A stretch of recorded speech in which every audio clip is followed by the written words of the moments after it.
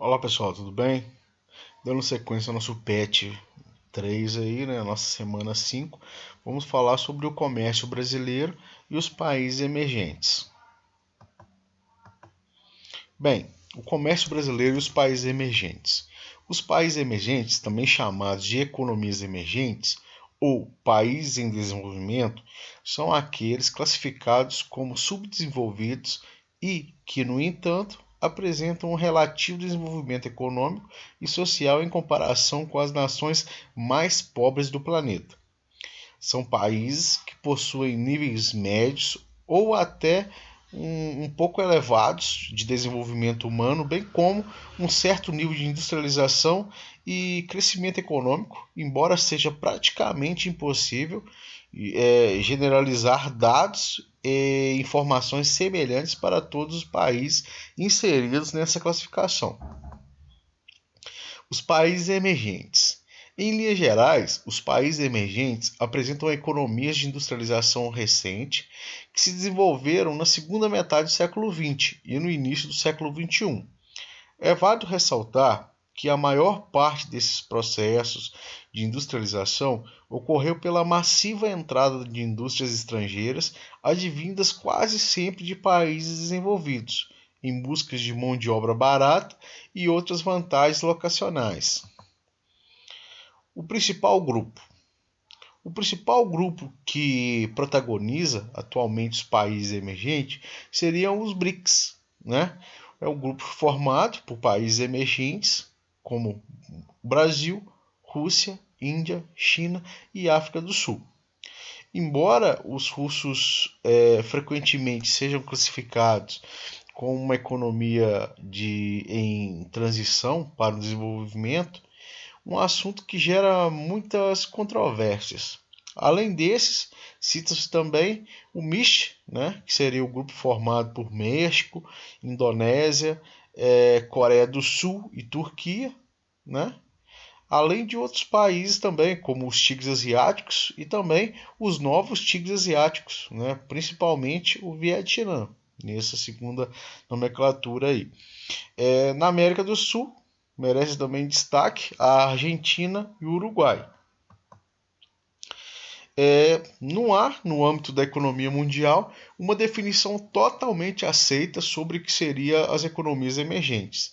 De modo geral, são considerados emergentes aqueles países subdesenvolvidos, que apresentam quadros de crescimento econômico prósperos e características socioeconômicas que diferenciam esses países das demais economias periféricas.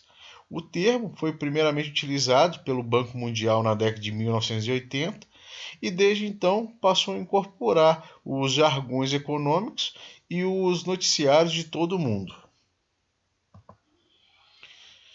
Em geral, os países emergentes apresentam níveis medianos de desenvolvimento, um relativamente econômico parque industrial, uma boa capacidade de exportações e certo dinamismo econômico. São, por isso, também chamados de países em desenvolvimento, cujos exemplos englobam, entre outros países, né? Podemos citar Brasil, China, México, Índia, Singapura, Coreia do Sul, Argentina, Turquia, Indonésia e Taiwan.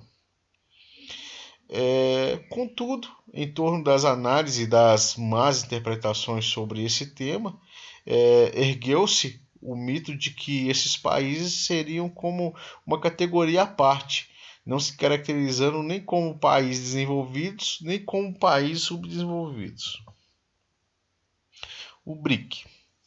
Porém, é um erro pensar isso, né? Pois o país o mais correto seria considerar os emergentes como uma subcategoria que faz parte do mundo subdesenvolvido, né? Tendo em vista que esses países ainda apresentam níveis sociais e de distribuição de renda limitados, com uma elevada pobreza, a falta de recursos em muitas áreas da sociedade, como principalmente educação e saúde.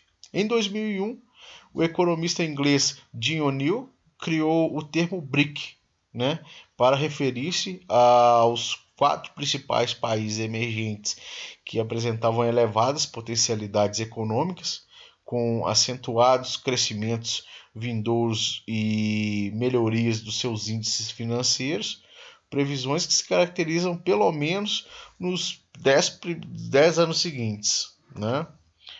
Daí, assim, esses países se resolveram adotar o termo, né, como uma forma de relação diplomática informal, alterando inclusive a sigla, né, de BRIC para BRICS, né, com a inclusão da África do Sul, que também pode ser considerada uma economia emergente, porém de menor porte em relação aos demais países nesse acrônimo.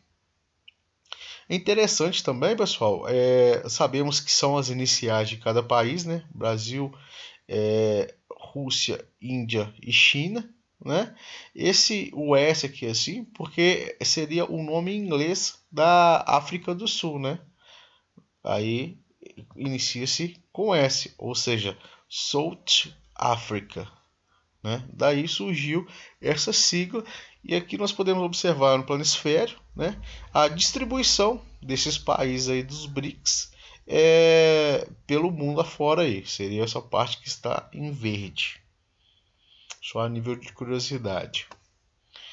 Bem, a criação de um banco financeiro. Apesar das oscilações econômicas que esses países sofreram, sobretudo durante a crise financeira internacional, pode-se dizer que os BRICS lideram atualmente os países emergentes e, claro, as demais nações subdesenvolvidas. Isso ocorre porque, além da economia dinâmica, esses países possuem uma elevada força política, incluindo a presença de 2 deles no Conselho de Segurança da ONU, que seria o caso da China e da Rússia. Recentemente, o BRICS deliberou a criação de um banco financeiro voltado à corporação, a fim de realizar benefícios e empréstimos a juros baixos para os países periféricos, que impõe uma inédita concorrência ao FMI e ao Banco Mundial, né? Seria o FMI, né? Fundo Monetário Internacional, e ao Banco Mundial. O MIST, outra sigla que reúne países com bastante força entre os países emergentes, seria o MIST, né? Que seria México, Indonésia, Coreia do Sul e a Turquia. Em alguns casos, pensou-se que esses países substituiriam o BRICS no âmbito da economia mundial, mas a crise de 2008, que afetou em grande medida o México, principalmente, né, além do menor poder político, colocou-se esse grupo em um segundo plano no contexto internacional da economia. Em resumo, podemos considerar que os países emergentes são grandes exportadores de matérias-primas, grandes receptores de empresas multinacionais, né? Lembrando que esse termo aí não é mais usual, né? O multinacional é o transnacionais, né? Mas boa parte dos textos ainda mantém esse multinacional, porque esse multinacional, analisado friamente, aponta que a empresa teria mais de uma nacionalidade, né? Multinacionalidades. E não, ela é uma transnacional, ou seja, ela tem a sua nacionalidade, porém é implantada em outros países. Além de também serem medianos fornecedores dessas mesmas empresas e possuem um amplo e crescente mercado consumidor e uma grande capacidade de crescimento econômico e atuação concentrada no setor terciário. Por esse motivo, atraem sempre com muita atenção os principais centros de debate, tanto no meio econômico quanto também na geopolítica e estratégia internacional. Bem, pessoal, encerrando aqui a nossa aula sobre essa temática aí. Um abraço a todos e até a próxima.